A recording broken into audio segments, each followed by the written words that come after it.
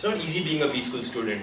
I'm not talking about the endless deadlines, the terrible food, or the stream and heavy stream of entrepreneurs, CEOs, CTOs, professors, chairmen, and ex-retirement who come and give you advice. I'm talking about the simple fact that we simply don't know whom to listen to over here. Do we listen to the professor who tells us don't go after grades, or we do listen to the consulting job Alan who tells us that go after grades?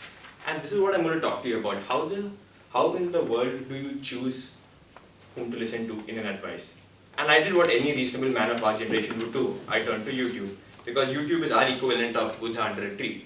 So I first turned to the most famous stereotypical YouTube video, Steve talking about the importance of connecting the dots. And that's when I realized, he talks about three beautiful things. He talks about the importance of connecting the dots, the importance of beauty in creating products, and the importance, most of all, of living every day as if it was the last day of your life. And I thought to myself, how beautiful. But this, of course, directly contradicts to what our managerial economics prof says, that the whole point of life is to equate marginal revenue to marginal cost. And that's the first contradiction I faced. And then I thought, okay, probably Steve is old school, he doesn't get it. Let's say who's the second most famous person on YouTube to give advice. And I thought, okay, good old JK. Multi-billionaire, wrote a very famous book called Harry Potter, gave a commencement address which went viral. So I thought, let's listen to JK, I'm sure she's making some sense. So she talked about two things, the fringe benefits of failure and the importance of the imagination. And she says this very beautifully. I went into poverty and then I hit rock bottom. And that rock bottom was the great foundation of success. I hit poverty, which resulted in me hitting rock bottom, and that was the foundation of success. What a silly old woman. If she had just decided to calculate the positive NPV of all the investments, she would have never hit the poverty. If she had ever diversified the risks and find out the systematic risk of being a writer and invested in the correct portfolio, as all our finance professors tell us, she would have never hit poverty at all. And I thought, okay, these people are really different from us. Let's go to somebody who's exactly like us. Sheryl Sandberg, billionaire, married to an entrepreneur, exactly like us, right? So let's listen to her Harvard speech. And she says one very interesting thing. She says, when a rocket ship is taking off, get on it and don't ask questions. She says, when there's a big opportunity in front of you, go after it even if it's risky, if it's a once-in-a-lifetime opportunity. And this directly contradicts with another famous woman in my life of equal caliber, which happens to be my mom. And she says, any idiot can start a multi-million-dollar company, but if you don't have a salary job, which girl in our community will marry you? And then there's our own mild-mannered but extremely honest dean who tells us that come here to learn and don't care about the grades. This of course contradicts to every alum from McKinsey, BCG or PNB rule over who says that you need to have a minimum grade of 3.x.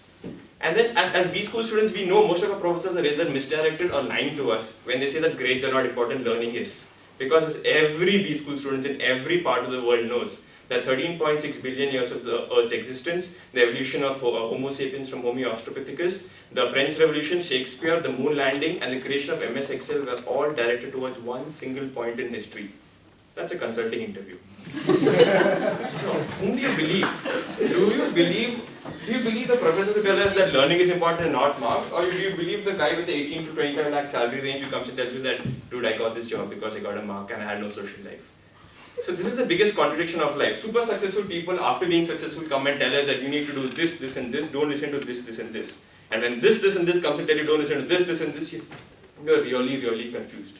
And I thought, okay, fine, if I've anyway seen 3 YouTube videos, let's listen to the 4th YouTube video, most popular one. And that happened to be Eminem. And I quote him, beep the beep out of beep, and just beep the beeping beep. That's not very helpful.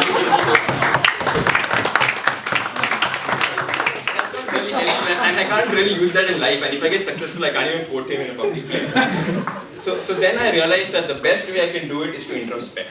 And this was last Sunday when the internet was down and we did not have access to our Madden quiz. And let me introspect some. And I realized that what is most important for success in life is to believe in passion and to have self-belief. And I realized, I just closed my eyes because the net was down and just dreamt of being as successful as Steve, JK or Sheryl. And then I realized that I was getting confidence, that I knew what I wanted in life, that I was getting closer to success, that I found myself feeling stronger and more confident, and I saw the light at the end of the tunnel. And I could almost reach out and feel the warmth. And as I reached out closer, I knew I was going to be very successful in life, that I had found the secret.